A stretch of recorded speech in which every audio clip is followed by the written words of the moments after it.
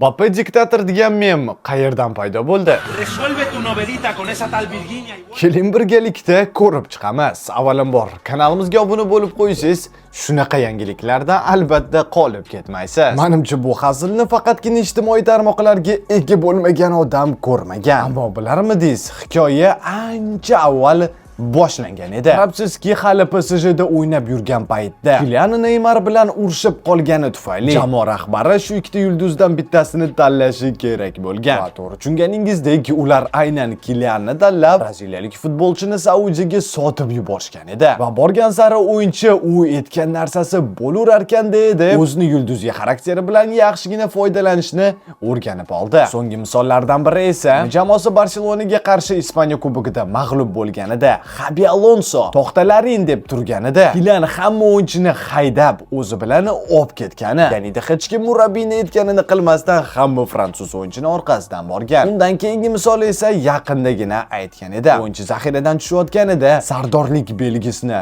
kelib N'Golo Kantedan so'rab oldi. Qisqacha aytadigan bo'lsak, hozirda o'yinchi o'zini boshqalardan ko'ra yuqoriroq tutyapti va bir xil paytlarda bu albatta yordam ham beradi, lekin ko'p misollar esa buni orqa tomonini ham namoyish etyapti. Shuning uchun keyingi safar Mbappe haqida noto'g'ri gap gapirishdan oldin yaxshilab o'ylab ko'ring. Hayotingiz ostima-usti bo'lib ketmasin.